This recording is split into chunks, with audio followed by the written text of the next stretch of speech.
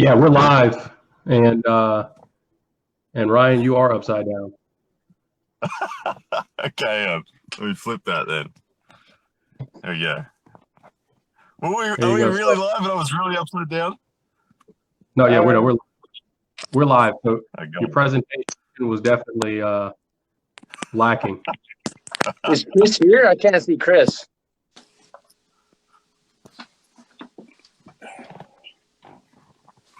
What's going on, Ryan? I mean, we got you here for about, 30 minutes? Yeah, I got 30 minutes. I got to drop my boy to school. So, yeah, it'll be a quick one. It's like 7 in the morning or something here at the moment. So, or whatever it is. But, yeah, how you guys been? Oh, God, that's early. My bad. Pretty good. So when did you first start using steroids? We're going straight to it.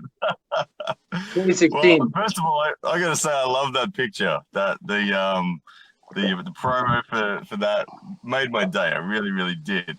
The story behind that, if we want to go straight into it, that was obviously me at a pretty low point in terms of physicality. That was 2011.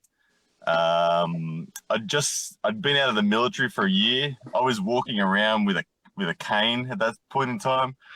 Really couldn't. I'd just come off a parachute injury, so exiting the aircraft, we missed the drop zone. I did the L4, L5 disc, and basically had my wife assisting me putting my underpants, socks, clothes on for about a 2-year period.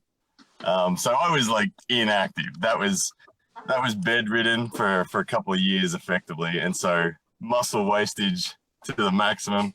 And that in that photo, I was like 77 kilos. So, I mean, I look like I'm 50 kilos, but that's sort of 77 kilos there.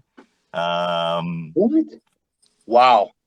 Yeah. And then for me, like my debut in the sport, 2013, my debut in the sport, once I was back moving and back in the gym and all that sort of stuff, I was 87 kilos at my very first nationals, kind of looking very much like I look now, but just with not as much muscle mass behind it. So unfortunately, there's no steroid story. The worst I've done is like pro hormones when I was a supplement store owner and I was like dabbling in all these random things that people were supplying me.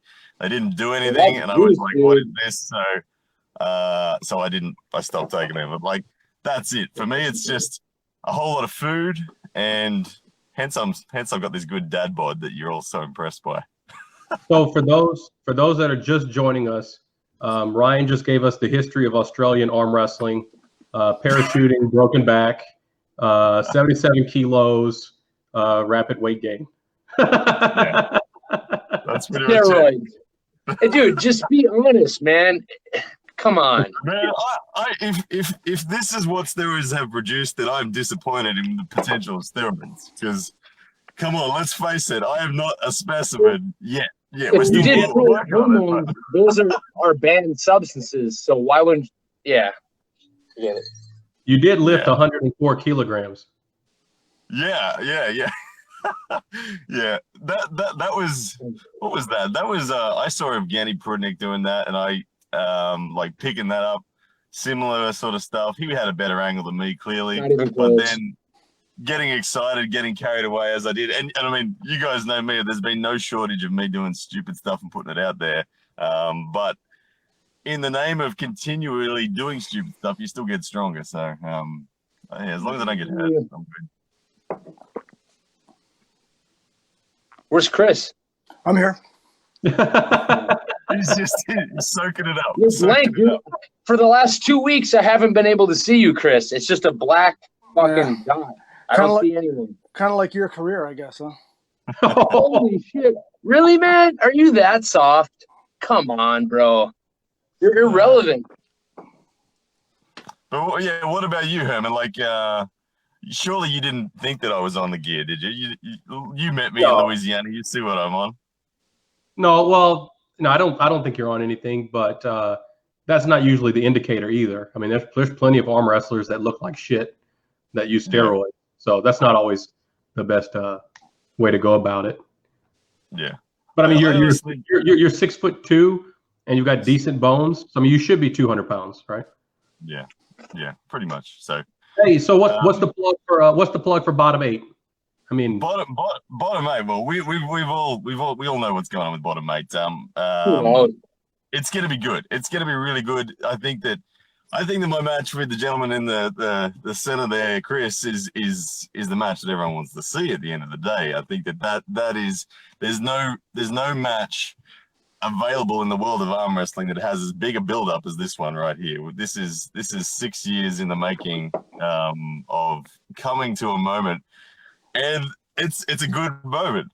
Someone is going to really have to kind of sit back and wear it for a long time after this. So, I think he means you, Chris. I disagree. You're no offense, Ryan, but if I lose, you're what? I'm shameful because you're 70 pounds heavier and you pick my right arm, my weaker arm. I mean, what do you want me to be ashamed of? In of? the moment, yeah. I hear what you're saying. Like in the moment, there's no pressure on you at all. But and when I came down on you, and Devin came out and said he would pick you to beat me. At that point, you just made 165 for the wall, so you were like a 176 guy, and I guaranteed I'd beat you.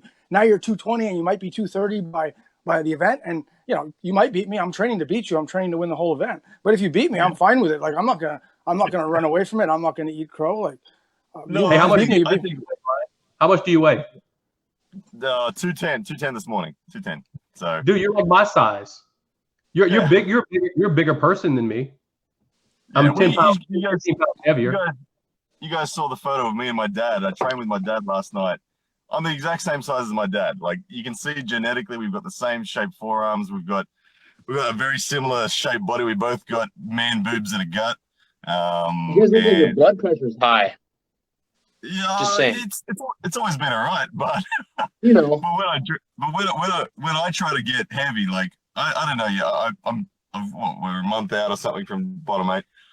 My get heavy is to like eat everything that I normally eat, plus I have a gallon of milk a day, just in addition. So, like Adam says, I just kind of get a little bit fatter. But when I look at my different tournament performances, the best tournament performance I've ever had was a Queensland State tournament a year and a half ago, where the same day I competed in 95s and supers, and I flash pinned every one of the supers that normally I just can't flash pin. And I did it back-to-back. Lachlan Adair, Doug Fatafi, Marcus Atirai.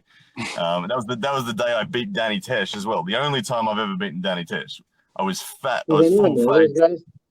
And that was a good day. So that I know that when I'm flush with energy, I feel strong. So that's kind of why I go with the fat approach. Let me get this straight. You flashed Lachlan, and then you guys set up a match between Lachlan and Devin. Well, no, we don't have anyone. We don't have anyone good enough. Come on, man. What are we gonna do? What are we gonna do? The man's coming out to teach us how to arm wrestle. We got to do something. We got to put on a show for the crowd. And, all right. And just to recap, I want to make sure I understand what happened. You and Chris have been talking shit for years. Yeah. Chris says he can beat you, and you were 165. You gained 70 pounds, and then you call Chris out. That sounds pretty bad. How do you not see that? Here's the thing this is why I think there's actually some skin in the game for Chris. It's not the moment in that arm wrestle there. It's the fact that those 6 years ago, there's a few details as well. In addition, you're that he also declared that I was never going to be anything in the sport, never going to make it anywhere. I was like, you're just another one of those amateurs that will do nothing. Okay, Ryan, you're right. And in my defense, that was my claim. And in my defense, like you've built yourself up with pound for pound. Now that's there's nothing, I can't take that away from you. But what level of arm wrestling do you think you're at? I called you a novice and I said you're a career amateur. Do you think you're a pro? Like, what do you think you're at?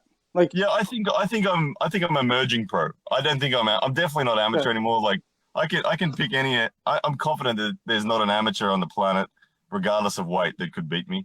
I think that emerging pro is honestly where I'm at. We don't have the data in Australia. We don't have enough people to pull against. Like I literally have 3 guys in the country that can beat me. That's it. So I get to have 3, goes against them each year, and I'm slowly ticking them off. That being Danny Tesh, Ryan Scott, and Gunter Zbykovs, who's the Latvian. I don't disagree, and I believe you believe what you're saying, but you believe you're an emerging pro in Australia, and you're mentioning names we've never heard of, with the exception of Tesh. But in North America, you might be a level 2. In Australia, you might be a level 3. And you've gotten better. You've gotten better. I'm not going to sit here and say you're no good. You have gotten better. You've made strides, and you stayed in the sport past the point that I thought you would. So I'm going to give you due credit there, and we're going to I'm hoping we have a good match, and no matter what happens, I'll be fine with the outcome. But it's all good. I agree. I'm sweet on that, and the kind of self-awareness, which is I think what you loved to highlight my lack of in those early years, is coming about. Like I started the sport weak. You can see that photo that you guys put up. I was really weak when I started the sport. So my beginning was. I put that up. Sorry, Ryan. Oh, it's cool. Well, no, I loved it, man. My beginning was. I knew I wasn't strong, so I had to focus on moving the right way. So I spent the first 3 years, and it was shaped by Devin's first visit out here. I spent the first 3 years just trying to understand the finer mastery sort of how to move on the table. And I just trusted that getting strong later, because we were the first people arm wrestling in Australia. So I had no one here in Australia to guide me how in the hell to move. I had to learn from YouTube. So it was a slow process. So I put way too much value on movement instead of strength. Where I'm at right now, I feel my table IQ is as good as it needs to be right now. I can move with Giannis and Devin in an IQ sense and not make any errors. And the feedback from them is you move really, really well. And I'm a versatile puller. I love to be defensive, and so now I just need to get strong, and it's exciting to be at a phase where I'm finally being able to get strong. And so I feel like I'm self-aware. I know that I'm not yet strong enough. I love the fact that we've got YouTube out there, so we can actually kind of quantify numbers now for the sport. Seeing Herman do 52 on that, I'm doing 43. Like that's a number that I'm chasing. Prudnick's doing 61. So I know I'm not strong enough yet, but yeah, I'm getting there. Yeah, I'll say I've been just looking at some videos of yours and, trying to, a month ago, trying to prepare a game plan. And although I don't fear your side pressure or your bicep, I don't fear those things. You will not make a mistake. I'm pretty confident you will not make a mistake against me. If I beat you, it's because my parts beat your parts. But I know from watching the videos that you will not make a fundamental error in the way you pull that'll let me execute my move. If I do, it's because my parts are just stronger. So even though your strength level might not be at a high level, your arm wrestling IQ, your table adjustment and IQ is definitely it's at a good level. So it could be good. That's it. And that was one of the things that I remember you hammering me on that I wasn't aware of. Was I used to value technique so much more because I was essentially pulling other novices and amateurs that hadn't studied the sport as much as I had. So the advantages that I could take in the setup were enormous. And so it was just like, so I'm beating people twice my size because they just don't know what the hell they're doing. But then I grouped up with Justin Bishop, first international pro that I've ever pulled. And all of a sudden, he micro adjusts every time I micro adjust. And just down to who's stronger off the go. So, I agree. I'm with you. So what's your greatest win so far, Ryan? My greatest win on paper, it's Pepe Penzetti. I mean, you guys don't really know too much about him, I would imagine. He's Brazilian. He's an 8-time Brazilian champion. He's finished on the podium at WAF Worlds. He eliminated Danny Tesh twice at Worlds. He literally 2 years in a row eliminated Danny, flashpin Danny. And so I've beaten him twice. Is he in his prime? No, he wasn't in his prime. He was on a holiday in Australia the first time, and the second time was 6 months later when he. Yeah. So, but I mean, who that is in their prime and really active? What's your best win? Have you beaten Danny? Once. No. Once. Okay. So would that be your best win? Well, yeah. But like in terms of international credibility, I personally rate Danny very high. I think that if Danny went and got matches in North America, he would be, I think, firmly in your top 5. And some days of the week he could be as high as number 1. Then some days of the week he could be down as number 5. But that man is strong. 95 kilos, Ryan? Sorry, what was that? Are you talking 95 kilos Danny would be at, ranked number 1 or possibly top 5 in the U.S.? 88 kilos, 195 pounds is his international tournament weight. Oh, okay. Yeah. Okay. And left arm in particular, he's very, very dominant. But best wins outside of Australia. I mean, I don't know, I can't even remember the guys' names from the Ukraine that I pulled in Moldova that I managed to get wins on, but I don't know. Yeah. What was the man in Arizona that I beat before losing to Paul Lynn? I forget his name. Yeah, I don't know. Oh, Scott Partington. Partington? Yeah, Scott Partington. So he's a master class polo, isn't he? What was that, Joseph? Missed that one. Oh, he's not really too much of an open class puller. He kind of pulls the masters class exclusively, right? Yeah. Well, it depends. Sometimes honestly, he's small, sometimes he's big. He beat Matt Mask, but that was one of those staged WAL matches. So, yeah. Hey, Herman, those don't exist. Stop spreading rumors.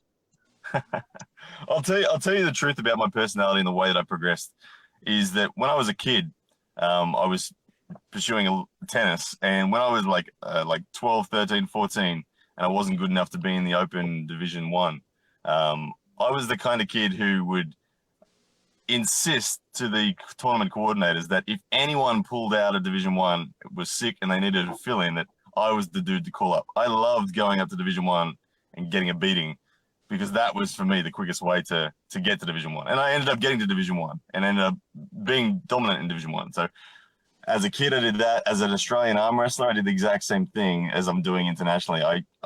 I went and took beatings and asked for super matches. And the Australian Arm Wrestling Federation literally did not grant me permission to have super matches against certain people because they were too good for me. And they said, it's a waste of time super match.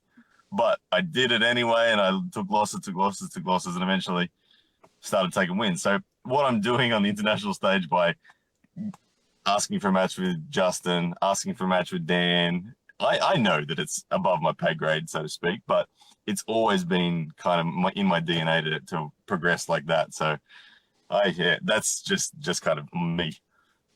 correct. So, I mean, you can just go call out anybody and take an ass whipping, but I mean, I think maybe the names need to be more targeted so that it's closer. I mean, there's reaching and then there's overreaching. So with that being said, my question would be, who's next on the list, and what would be a good match? I mean, you can call out Todd and just get your ass whipped and say you're getting better, but I don't think that's great either. Yeah, well, I'll let you know that my match with Dan Mosier was actually meant to be a match with Justin Bishop, but Justin Bishop had to pull out. His right was not recovered enough from Moldova. So that I think Justin Bishop and I would be an interesting match again. I think that it would be very interesting. If I'm bigger than him, I think WAL has asked him to stay light, so that maybe wouldn't work out. But when we faced last time, I was like 205 and he was 190. So if we went back to similar numbers, I think it'd be a very interesting match, and I'd love to do that one again. But I also if I go international, it's also really handy to just get experience against different pullers. So who would it be? I haven't honestly given it any detailed thought or planning or anything like that. But let's just say anyone at that kind of Justin Bishop level is where I personally think I'd love to. I feel like it's a 50-50 on my right arm against someone. So you believe you versus Artem right-handed is automatic win for you? I'm only going I don't know too much about Artem's ability. That's the perfect match right now for Ryan in the future to gauge where he's at versus Americans. Well, I think it would be a good match against Artem. I think that Artem moves well. I think his table IQ is good, but I don't know how strong he is. And the one time I felt him, I was trashed. So, and he was fresh, and he didn't feel impossible then, but he was going to beat me if that was a match right then and there. But I just pulled Dan. I just pulled the tournament, and I just had after pulling with Craig Touye, and he was just steamrolling me. So I was beat up, and he walked up fresh. So I don't know. It's hard to get a read on that, but I would if you're telling me if you're confident that Artem is a step below Justin, then yeah, I'm pretty confident I'd beat him. Okay. Hey, why can't we have this much excitement and media about real arm wrestling as we do for the bottom 8. Yeah. Oh, I mean, you're a promoter, right? Yeah. Ideally, it's going to be real arm wrestling that drives views, ads, money, etc. Yeah. But it seems like bottom 8 is leading the pack, and if we can't change that, then arm wrestling truly is a shit show, and things like bottom 8 only propagate the shit show. So how they do, but it's providing some entertainment in the meantime, and it's showing a framework that perhaps can be used by the top 8 guys for the future. Like we're in a climate of digital entertainment that is really shifting away from mainstream to exactly that. YouTube, Facebook, who knows what will be next in terms of where we consume our content. But the point is that individuals now have the ability to build brand. People like if we all had Devin Larratt level profiles, we wouldn't even need a league. We'd just be individually jumping around, having matches and all that sort of stuff, and pros would be able to make a career. So I think we're just in a transitional period between where corporate companies that have the money to really make a league possible just need to adjust and where to spend their marketing. Storytelling is always the key. You need to have profile, but at the moment, the sport isn't seen as legitimate by the masses. Like, have a look at the video that's got 3 million views from Louisiana or Alabama. 95% of comments in there are people who don't know the sport that are just saying you can't use your body weight, you're not allowed to bend your wrist. So, but are those fake users? Yeah. You see them. There's bucket loads of those comments that literally just clearly don't understand the biomechanics of what's going on. And until that changes, until we have a critical mass in that wider audience that actually understand and appreciate the sport, it's going to take a while. But on the positive front is, like, I just saw Devin Larratt hanging out at the Australian Arnold's Classic, and I would say 20% of people in that room recognize Devin. Everyone outside of the world of arm wrestling was recognizing Devin. So we need more of the top guys to have a legitimate profile, and then that will help us educate the masses. So Alon, and if you mean by shit show, you mean a sport that is not spectator friendly, that needs to run off a social media hype. Arm wrestling will always be a shit show, just like any sport that's not spectator friendly. And you say it's not real arm wrestling, but we're all getting paid, and the winner will get anywhere between $2,000 and $3,000. So if that who gives a fuck about money? Money comes and goes. That means nothing, dude. Yeah, I'm not addressing nothing. Yeah. Okay. For the guy that's never made a penny, only spent money. So if that's not real arm wrestling, sign me up for not real arm wrestling the rest of my life. And if real arm wrestling is paying $40 for a medal, I don't need to be in real arm wrestling. So I'm fine with the bottom 8. Yeah. And it gives people with personalities, it's proven to have entertainment value, and that's what it is. Real arm wrestling, not real arm wrestling. I mean, they're not all. The Beaver Pumper's not real. Juji Mufu's not real. The other 6 of us have national titles and have done stuff and have won money and have traveled. I mean, they're legit arm wrestlers in that bottom 8, with the exception of basically 2. It's legit arm wrestling. My point is, ignore the masses and expanding arm wrestling. There's more excitement for the bottom 8 amongst arm wrestlers than WAL 501, than PAL's top 8, than Ryan's tour he did and the super matches. So, I mean, right, but why do you think that is? People putting the work into social media. Period. Yeah. Dude, when you pay to boost ads, no. What do you think's gonna happen? Right. So if you had 8 Drellics, you're a dipshit, dude. If you had 8 Drellics, no one would give a fuck. It's the fact that personalities. Dude, if 8 Drellics paid to boost posts like everyone else, trust me, everyone would see me everywhere, and they'd be like, "Fuck this guy. It doesn't matter." And that's what everyone thinks about the bottom 8. Fuck the bottom 8. Yeah. You have a month, dude. No one gives a fuck about you. Personalities drive, and you don't have a personality. That's why you weren't asked. When you come at me personally, it hurts you, Chris. And I know I'm hurting you, so I like it. There is I'm butting in now. There is a commodity that is essential to success in the world of entertainment, and it's talent. No matter what, you need talent, whether it's good guy, bad guy, intermediate guy, you need to have talent. Devin Larratt's got talent. Chris Gobby's got troll talent, that's for sure. He's going to be known as a troll and not an arm wrestler. Period. So, anyway, so talent is the commodity. So, like boosting posts, like for instance, I boost posts. I'll tell you right now that I'm spending like $250 a day currently advertising arm wrestling to people that have never seen arm wrestling before. Told you. But those videos are directly making $300 back. So I ain't spending money. So this isn't trust fund money. This is $200 I believe you. I $300 110% believe everything you're saying. Ryan. So I guess where I'm going with this is what do we take out of bottom 8 that we can apply to the elite matches? Okay, well, my plan is, look, I'm trying to tread that path at the moment. Igor has been doing it forever, his way. WAL's tried it with their way. It doesn't seem to be catching on. I'm trying it my way. We don't yet know if it's going to work, but my way, I'm optimistic that it will. My way is all that money that is coming is being reinvested into what will eventually be, hopefully, another legitimate platform for the legitimate arm wrestlers. Arm Fights Unleashed will be a platform where the best are invited and the best are held up. And each one of those will actually have a true big build-up of social media through pound for pound arm wrestling. And I'll spend the money on them. They won't have to do it, but I will build each of these people. So, like here in Australia, I got to tell you another random thing. That the proof that social media works. Literally, I had people at Arnold's come up to me and say, "Oh my goodness, look, there's Lachlan Adair, there's Sam Burnett, non-arm wrestlers, people that have never arm wrestled." I asked him, "How long you been following arm wrestling?" He said, 3 months. His fan favorite was Lachlan Adair.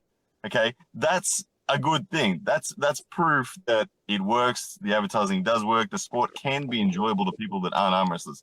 The problem is what you're referencing before is that at the moment we're just trying to entertain arm wrestlers. And if the arm wrestling community is the audience, it's never going to work.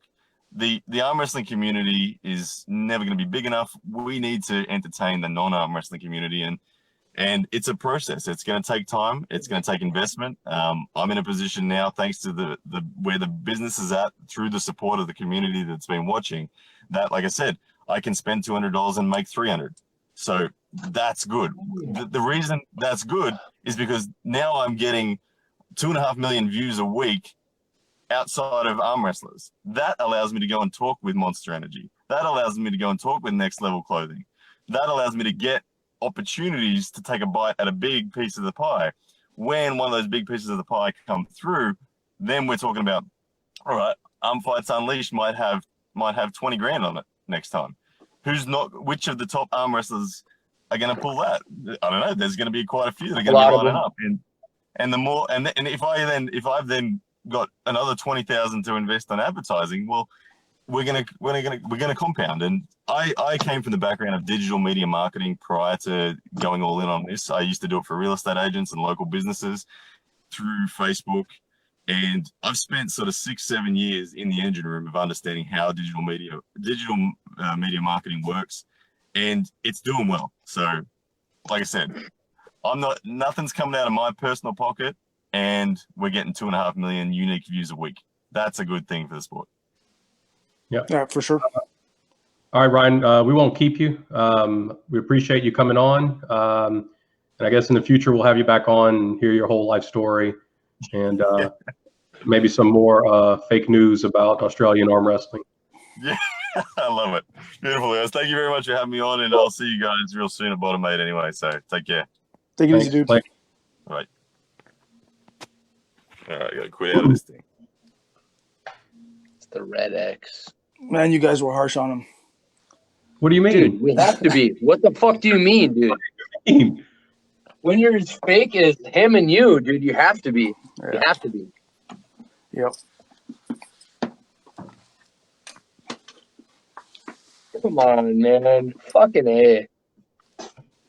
Man, what's going on with you guys? I'm good. I think Chris is salty as shit, man. I'm not salty. There's nothing about me that's about hate or salt, and if you think otherwise, you're fucking dumb. Okay, good then. I'm good then. I don't get salty. I don't get angry. I don't hate. There's just respect and no respect, and I just don't have any respect for you. It's pretty much that's it. Cool. you know, there's no hate, there's no bitterness, there's no saltiness. It is what it is. Right now, the last 10 seconds was all hate, all saltiness. Period. Sure. Dude, you don't say that shit and then say no respect. I don't know how to address it, man. What's wrong with you? When are we doing the Get super match? real, bro. What super match? You and Joe. Anytime he's paying, he's coughing up all the travel money, I'll go. When is it? Do we have a date or like a possible? It's soft confirmed October 13th this year, but I have to confirm a couple of other things first, and then it's gonna go down. I'm assuming he wants left, and that's what I would rather have anyways. So why not go both hands?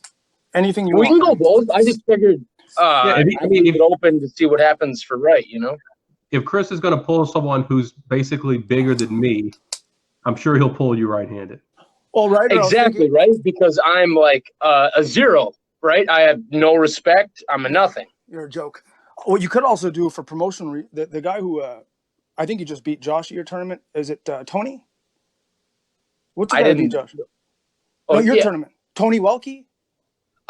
He beat Josh right, and lost to him right-handed and left-handed. I think he beat him left-handed, and then they had to rerun the finals left-handed. Oh, I thought he beat him He's a training partner, dude. Yeah, I know. I'm not going to pull Tony. No, I would pull Tony right, and I would pull you left while I'm there anyway. I mean, I'm just giving you options. Dude, let's do it for real. Tony's going to crush you, right? Yeah, for real. For sure he will. So just throw that in as an option. Maybe for him, it pulls him in, pulls other people in.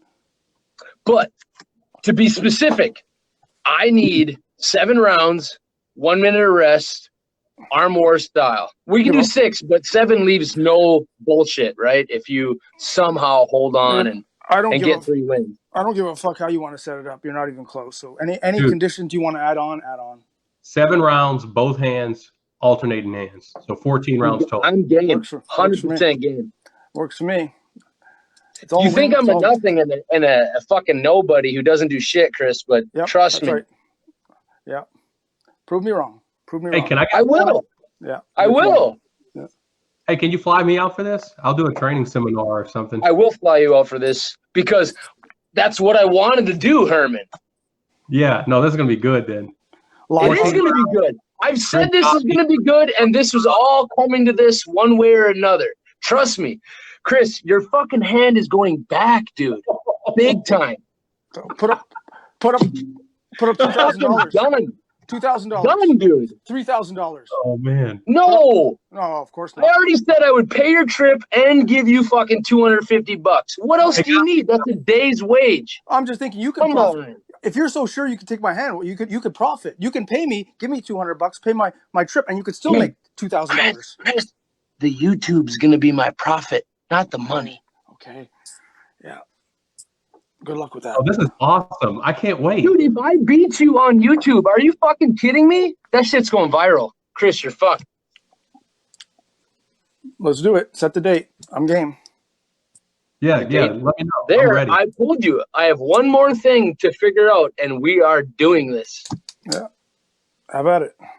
Someone just proposed an arm hub round robin, so I guess that would be us 3. Yeah. Well, hey, Herman, I guess we're top 2. Oh, man.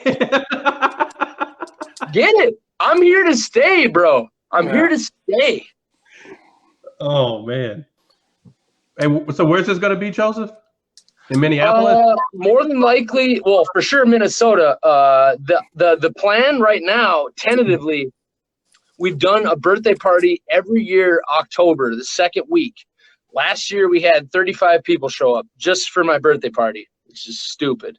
But we're going to turn it into an event this year. And more than anything, I wanted to do a training seminar. And I wanted to have you and Chris. Chris, I do like you, dude, but I want to crush you as well. Trust me. I wanted to have a training seminar where people could come and learn from you two dudes, and we could do like arm hub stuff and, I don't know, just be real, not be fake like every other fucking brand in this community. And I'm in, dude. Sounds legit. I'm in. Trust me, man. Like, I'm not kidding, dude. This is real. And even if I take a stomping, it could happen. I don't think so, but it could happen. I'm going to have fun every second of it. I will. Yeah. So we got a proposal that I'm the special guest referee.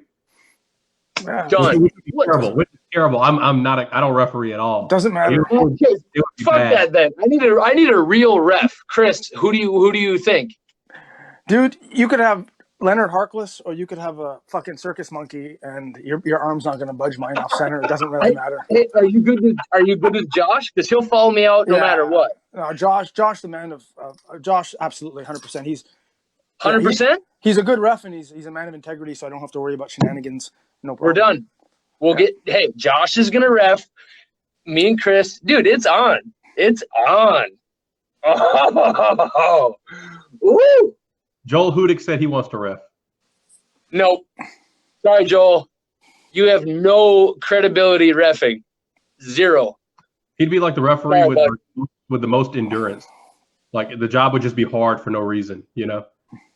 No, I would prefer Hanlon's my first pick, and since Chris is like game on, let's do that because Josh is the man. Period.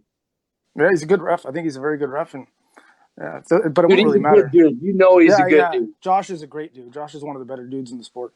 I'm a big fan of Josh. I wish he'd stop the running and commit to arm wrestling a little bit more. Waste of time. I'll leave that open. I like Josh too much to have an opinion. You like him too much to have an opinion? Well, dude, if he likes running, how can you shit on that, man? Like, I'm for not real? shitting. I'm not shitting on it. I've said I wish he'd arm wrestle more than running, and that's shitting on it. I'm having a fucking opinion. Like, holy fuck, man! Everyone's such a fucking sensitive pussy. I'd like to see him in arm wrestling. Need to be lifted up, man. Holy fuck! Where would Josh rank at 154, 165 left-handed if he stopped running? I mean, he had gotten pretty good for a little while, right? Dude, Josh was ranked top 10 lefty, I think, in the Chris. Yeah, when he was committed, he was in the ballpark. I mean, he was going to wall and like winning 3-4 matches. He was up there. Like 2013, 2014. I don't know. You would know, Chris. Yeah, I don't have the ranks. 2011 to 13. He went to Chicago. He did the UAL. He did the wall. I mean, he wasn't winning at tournaments, but he was, taking 3-4 wins off, level threes. His left is definitely. It's he beat Ethan Fritchie. Yeah. Luke. Yeah. The thing about Josh is his hook isn't.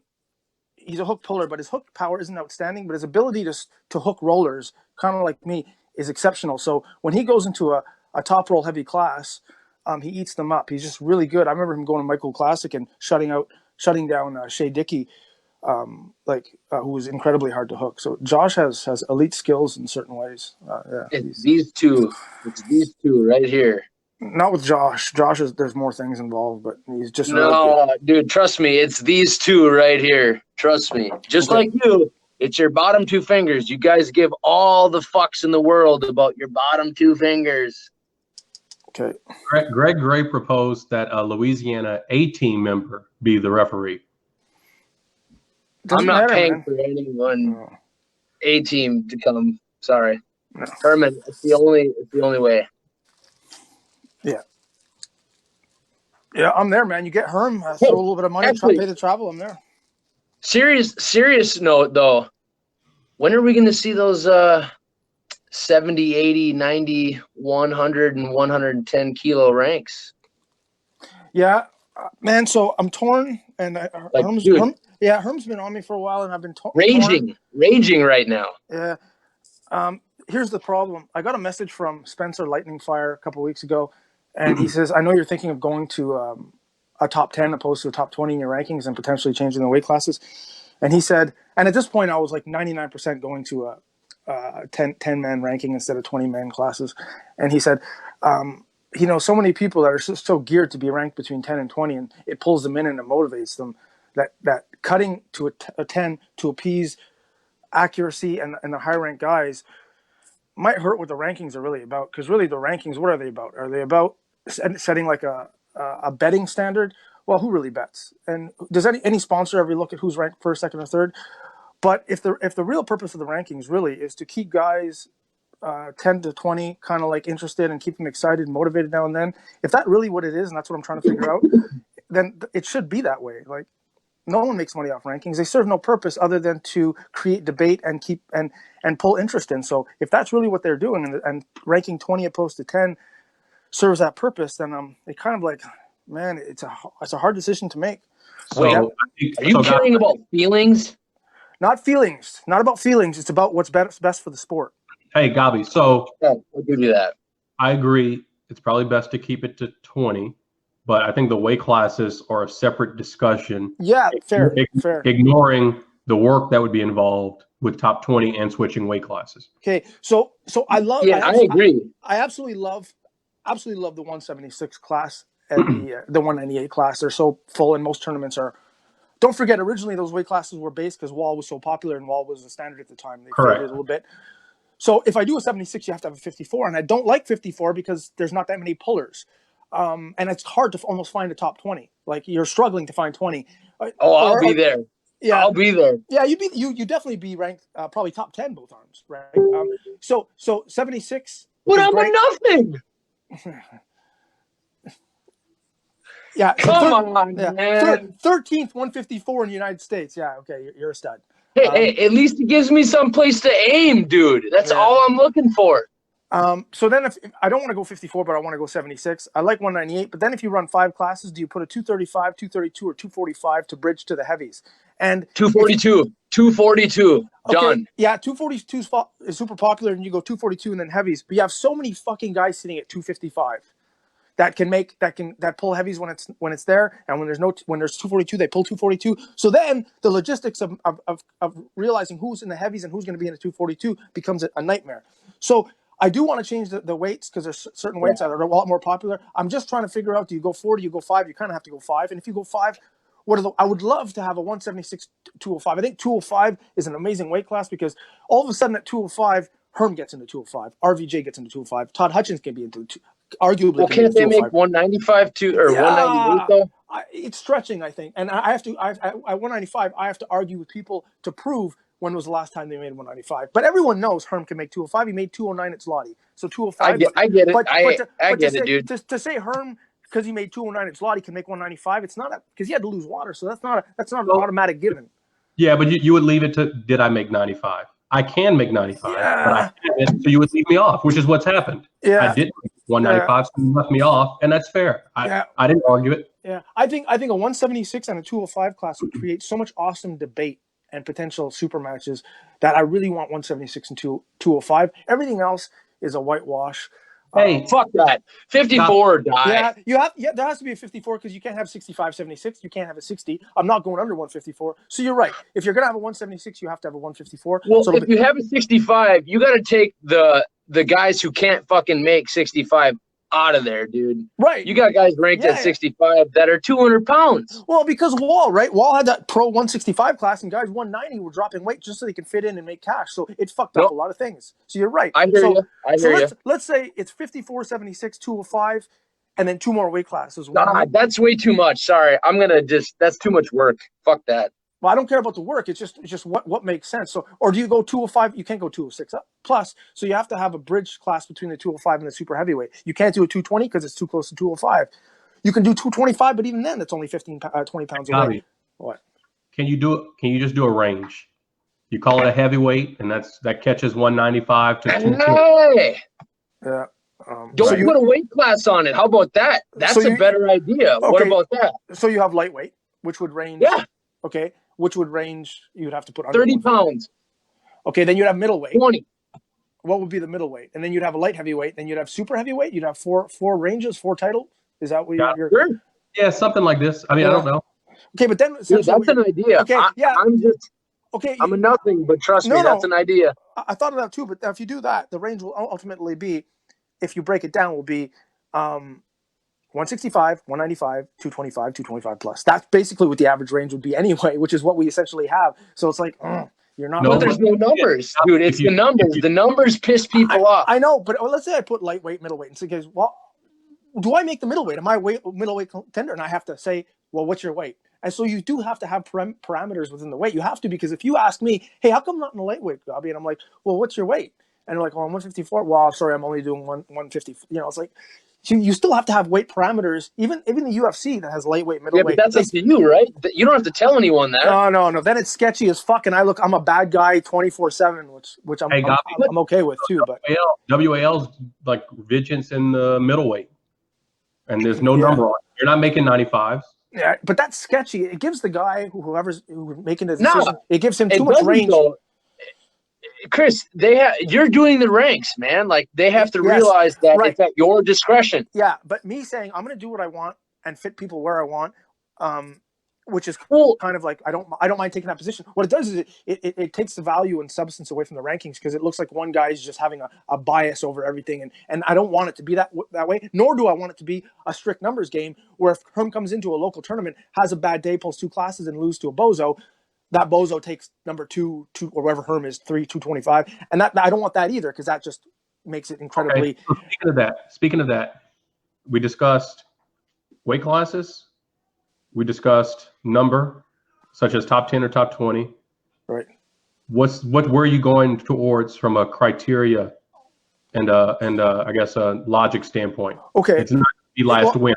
I can't just do numbers because I'm too analytical to just sit on the numbers, and if it's just numbers, any idiot can do it, and that's not me. I won't do it. So there has to be a little bit of discretion. Yet it cannot be only discretion, because if you do only discretion, you look biased. So what it'll be would be the guy called me and said, "What? I went to Lake Charles tournament and beat Herm." Okay, well, show me the videos. Did he pull multiple classes? And I have to. So a win is a win, but a win there are certain standards, and I might have to contact him. I might have to contact you and figure out. But if I thought you didn't take the event seriously, or I thought you pulled multiple classes, then it wouldn't count. And if the guy, let's say Craig Toulier, comes into your tournament or into a tournament, and you meet him and he beats you, and and you say, well, I pulled a tournament and I didn't pull multiple classes, I just kind of trained Wednesday before, he might take your rank. But because it's but if it's a guy that no one knows that can really throw a fucking wrench in the rankings, I don't know, man. Like this, it's almost like in a perfect world, there'd be a board of 3 guys doing the rankings, and every decision would make on a vote of 3 guys would vote, and 2 out of 3 would win out. It's almost like you're damned if you do, you're damned if you don't. I'm just trying to figure out, and I don't care about taking heat or criticism. I just want the best possible scenario in terms of weight classes and the way the rankings are done. Just it's not to make everyone happy, because you'll never make everyone happy. Just ultimately what's best for the sport, what pulls people in, and what makes fucking sense, because they have to make sense. It can't be stupid. It can't be ludicrous. And you can't have Justin Bishop 11th because he laid down to some joker, or like you can't. That's why it can't just be numbers, and it can't just solely be discretion. I get that. It has to be something in between. So this guy HD Bildo mentioned, what about the UFC structure? You choose a board and you average the points. Export News have their world rankings top 20, and that's how they do it. I was on that board at one point. I think maybe you were too, right? Yeah. I played with a system a couple of weeks ago, a point system, a complex point system, where let's say you were ranked 3rd. Let's say I take the current as we have in the ranks, and some guy beats you. What he would do is he wouldn't take your rank. He would take your points. I'll be right back. You would have points, Herman, based on where you're ranked. You would have just like NASCAR. You would have points based on placings and wins throughout the year. So let's say your point structure would be, I don't know, fucking 1,300 or 300, doesn't matter what. And the guy beats you. He would take points from you towards him, which might move him up 3 spots. But if he's 19th and you're 8th, he would not jump to 7th. The points he gains by beating because he gains more points by being a higher ranked guy. The higher ranked guy you beat, regardless of the circumstances, the more points you draw to you. And so he might boost up to a 14 position or a 15 position, but he will not, on one given match, jump from 18 to 7 because he took a win on you. It's too crazy. So I'm thinking of, and that kind of makes sense where, oh, well, I beat Herm, good for you. And because you beat Herm, regardless of the circumstances, you get 1/10 of his points, which brings you to 13th. So you jump 5 rankings points. Well, he says, I want Herman's position. No, you do not take a guy's position because he had one bad match and he's created that ranking over the last 2 years based on reputation and consistency. You don't take that from him because you had 3 minutes of fame or because a ref missed a call. You can. Yeah. So I'm kind of leaning towards that, because that's almost like, if you get a win, you get merit for any win. Any win gives you merit, but not enough merit where to jump ranks. Right. So I'm leading on that point system, and I kind of like that. And yes, it's more work, and I have to create the points and this and that and find out the perfect structure. But I think if I can get it, and I'm close to narrowing it down, I think that is the perfect. And of course, let's say Joe goes to a local tournament and he says, "Hey, Gobby, I took 1st." well, it was a tier 2 event or a tier 1 event. You only get 10 points for finishing first. So you get 10 points on your ranking position, which probably won't move you anywhere. But if you go to Michigan State, maybe you get 20. But if you go to Arnold Classic and you win, even though there was no Vaskin or maybe there wasn't a full class, you will get 100 points because that is a tier 4 event, and just winning it.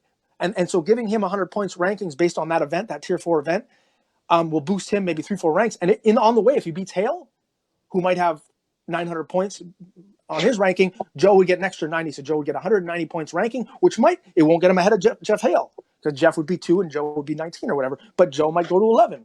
And if someone says, well, how the fuck did he get to 11? I'll take it. Yeah. Chris, I think that's way too complicated. At the same time, you might be able to do it by yourself. I think a panel vote, the issue would be having to deal with 3, 4, 5 people. Yeah. But I think it would be more accurate because let's say Paul Lynn beats me, right? I don't know if the other stuff Paul's done would declare him better than me across the board, but if he is better than me across the board, a panel would be able to see it, vote, and get Paul ahead of me. Whereas the points mean he probably wouldn't even be able to get close. And then he'd have to go beat another Herman somewhere to get a little bit closer, and another Herman. And so it may not actually shake out that Paul actually gets to jump. I like the panel. I like both panel and point structure are better than what I currently have, what we currently have. So I like that. I like both of them. And I agree. The panel, and you couldn't get dimwits. You'd have to get like handpick 5 objectively thinking, critical thinkers that know the sport. That's gonna be hard. And who also will put the time in. Because I was on the world board. Are you still on the world board? No, I got off there quick only because it's so hard to deal with all of North America. And frankly, I follow North America. I follow everything I find on Facebook with North America, only because there are people I might pull and I follow it. It's interesting. But to be honest, with the exception of the top 3, 4 in every weight class in the world, I don't care what happens in Ukraine at their nationals. Like there's too much. It's too convoluted. So when the guy asked me to do world rankings, he's like, dude, I'm not the good guy to do that because I don't follow it. And admittedly, I don't follow it. You need a guy who lives in Europe, who like Engen, who lives and breathes European, Eastern arm wrestling. And I don't do that. I don't care. You can't. It's too much. And I don't. Yeah, I think the access is also difficult. Like even with the internet and all that stuff, like you're just not going to keep up with all the tournament schedule and the results. Even now, back in the day when they you need a really good translator. 15 years ago, they had the Northeast board, or 10 years ago, and there was an event section and a results section where every event funneled results. So if you're doing rankings, you can see. Now, sometimes I have someone message me, oh, I beat this guy. I'm like, holy shit, that's a big win. I can't find it anywhere. He might show me a vid, but it's like in a bar, and I don't even know if it's like a gym or is that a practice table? Is that a practice team win, or is that like I can't even decipher it. And he's like, no, it was at Ohio State. And I'm like, well, how come I can't get results? Like, maybe it's just the people that are releasing the results have blocked me. I don't know, but I just can't see these event results. Hey, did you see my event results? Yeah, I saw that. Yeah, that's all that matters. Yeah, no. But I mean, I saw it. But I mean, the only one that really interested me was Josh and Tony because they're both, tier 3 pullers that are arguably ranked or could be ranked. So I had to pay attention to that. Everything else. Like I didn't really recognize any names. I tend to only, it was a good event. Don't get me wrong. I'm not shitting on your event. I'm just saying that I look at names. Dude, you shit all over my event. You said some shit about like wood and lame. Yeah. I get boners at home. Yeah. Some other shit. Like, come on, man. When I meant your event's not bad is the numbers that came out. The popularity. Dude, I'm just fucking with you, dude. Come on. No, I'll be honest. But I find $30 entry fee for a piece of 3 ounces of carved wood is horseshit, but that's me. It was 25. Fuck yourself, Chris. Sorry. Hey, Gobby, what about $1,000 in plane tickets and hotels, and then the whole event is canceled? In that case, Joe's event's a bargain. Yeah. Boom. Yeah. Hey. Dude, I'm paying for you to come here, and I'm gonna fucking give you money. I'm coming. Do you hear me disagreeing? I think it's a great opportunity. I'm not gay. Get out of here. I'm up for it, man. It's I've actually never met Herm. I've known Herm for a decade. Herm and I have never actually met. So it's like just the opportunity. haven't known Herm for that long, but I've never met Herman. I've met you, and you're cool, so I'm good. Yeah, but let's do it, man. October's, I have nothing planned, and we'll talk beyond this. But let's. I have a question. Is the Joe versus Chris match our own version of the bottom 8? It's worse than the bottom 8. It's worse than the bottom. Because why do you have to say that, Herman? Why do you have to say that shit? Because this is gonna be hyped up, man. I'm gonna tell you. We're gonna hype this up, but it's not gonna be the bottom 8. I don't even want to hear that fucking word, man. I'm gonna tell you why, and it's not a slight to Joe. This is not a slight to Joe. What makes the bottom 8 interesting is that the outcome is not automatic. We do not, because of the format. No, you don't know you're right. the format. Okay, so when the format isn't automatically easily predictable, it makes it interesting no matter what. Like, I'd rather see a match between two guys on my team that I think are close, and I'm not sure who would win. I'd rather watch them pull for nothing than watch Devin pull a level 3 or like Lachlan. That I was just gonna say, it's not so much about the reputation. I like to see good matches. So the bottom 8 offers that, and I just and with you and me. Like, man, the outcome is solid. Like, I know. You're gonna bet 1,000, and that's fine. Hey, trust me. And also we could do something fun, like you talked about a 3-way. Well, it was not 3-way, but a round robin with Herman. And I said that's not fair. That's not fair. But for you, I believe. Of course. I believe. Let me pull you left. I'll try to come in heavy, starting in a strap with Herm. Maybe if I come in. Maybe there's a chance. I mean, if he allows me to get set,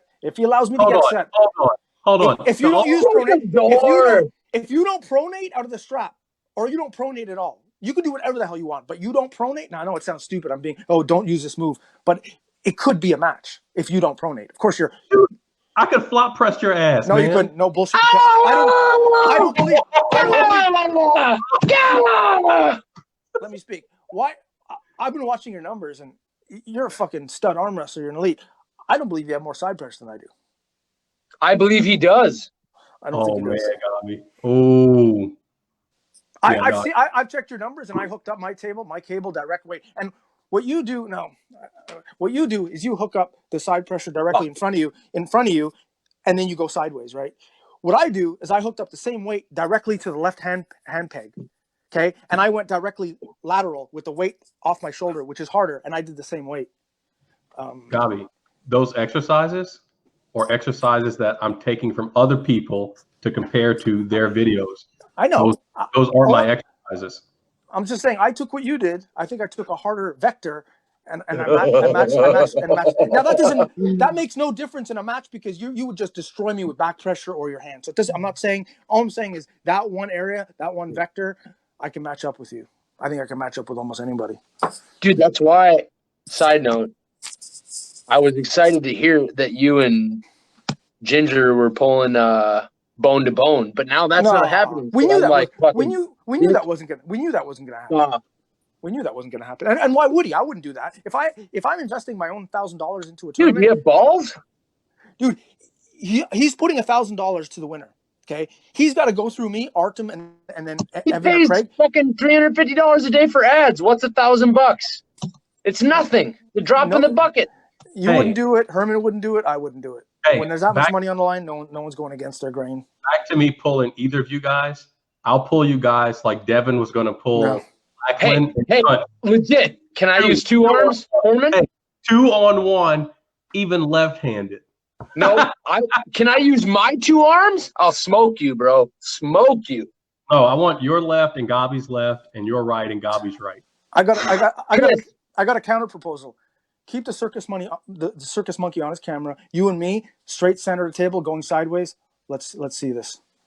What? No gimmicks, Chris. Oh, I'll videotape it, but dude, you're gonna hate the outcome. Dude, the thing. Herman stopped Todd, Chris. You're not doing shit against Todd. Nothing. Zero. Zilch. I agree. Well, then what the fuck? You're saying Herman has the same side pressure as Todd. He doesn't. If you think he does, based on what you saw in that match, you're wrong.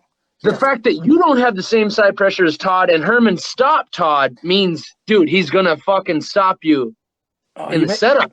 I can't wait to make Of course. the YouTube video for this segment, and it's just going to be titled "Chris Gobby says he can beat Herman." Now, that's not what. Yes, right there. It's over, dude. It's over. It's over. I think I could beat Herman. All right. Training questions. Yeah. For shorter I got pullers, practice, so yeah, let's do this. Gobby, go ahead. You got this one. For shorter pullers, can you explain the significance of height on the table regarding risers or platform shoes? The advantage, so standard table, the advantage of anyone under 5'8", 5'9", depending on torso height and stuff like the torso, depending in comparison to lower body, the advantage they have is the attacking. Generally, me and Herman, if we had the same strength all over the place, when I go to attack someone opposed to him, I have the advantage only because I can use my whole range of pec as I go down on the table. Herm has to kind of, that's why you see guys 6'5", 6'6", when they try to pin, they can defend easily because they can reach across the table. But when it comes to pinning, they kind of almost, the table is not big enough. The table's too short for them.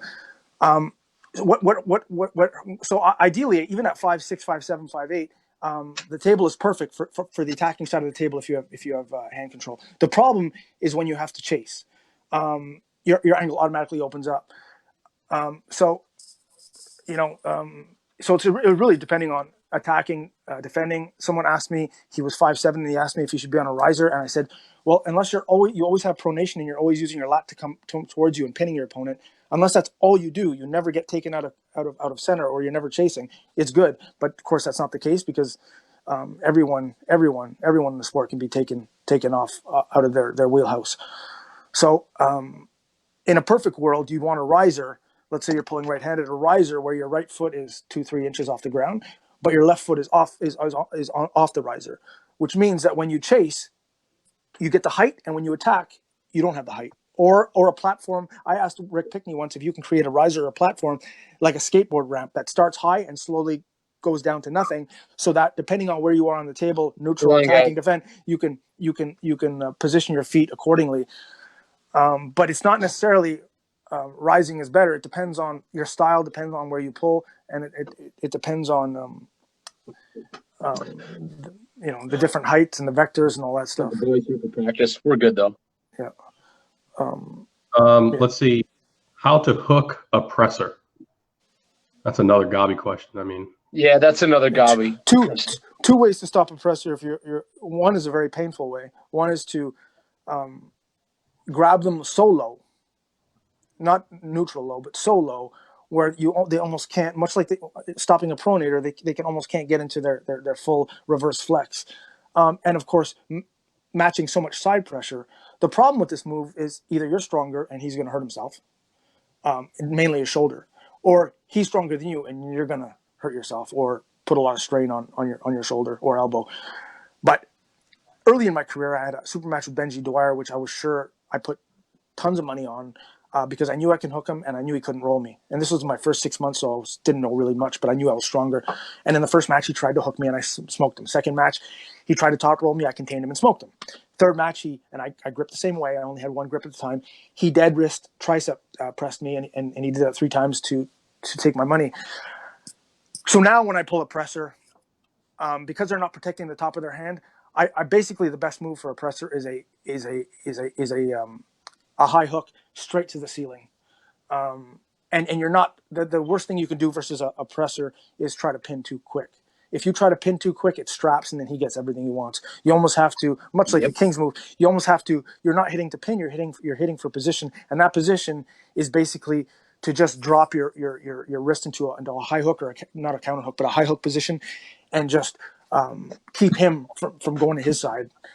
But I mean, when a press is done well and the guy has all the parts, it's almost an indefensible move if he's stronger.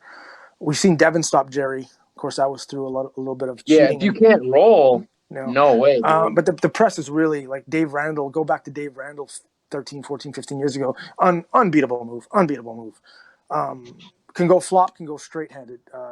So high on the table, so much shoulder press. I think he was a 600-pound bencher. So the press, if done right, is a wicked move. If you miss on it, you're looking for injuries.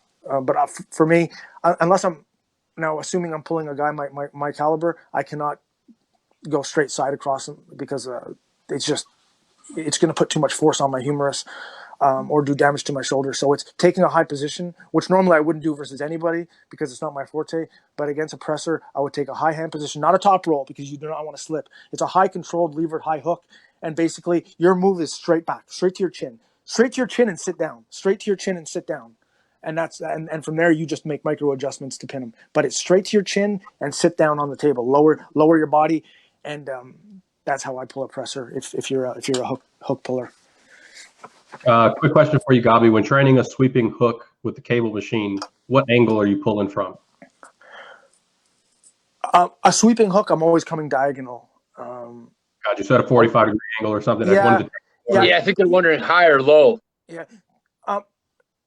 Or medium. Well, here's a good question. So on my sweeping hook, if I lose on the sweeping hook, is it my side pressure? Is it my delta? Or is it my bicep? If it's my bicep that's not holding the angle as I sweep, the cable goes.